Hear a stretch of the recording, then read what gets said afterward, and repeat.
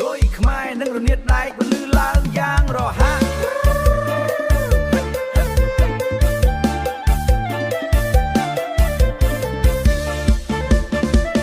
ស្រូវច្រូតរួចហើ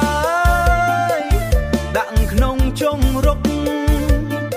ធូលីហយតាមដានផ្លូវបងសំឡឹងមើលភ្នែកអូ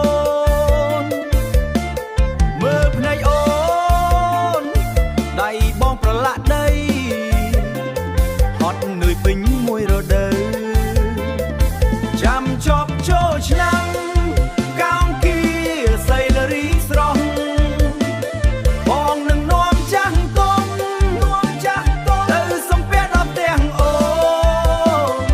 សន្យានឹងរៀបការសំលេងក្លុយបន់លឺកន្ទ្រឹមវាយស្គរញាប់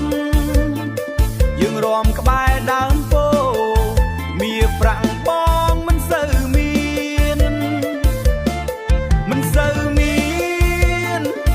នតែចិត្តស្មោះមួ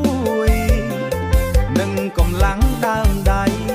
សំលេងត្រនឹងរនាតវាឆ្លើយគ្នាយ៉ាងពុះកញ្ជ្រោ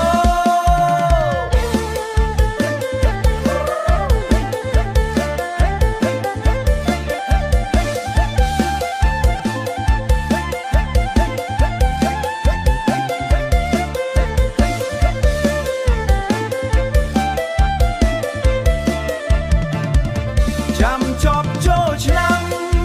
កោងគីសៃលរីស្រស់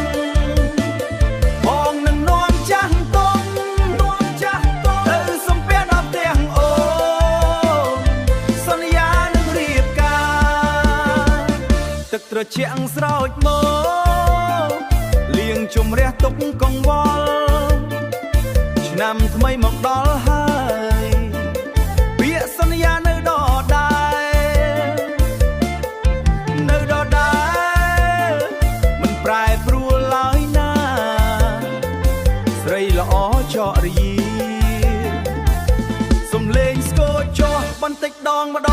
ងចាំចប់ចូលឆ្នាំ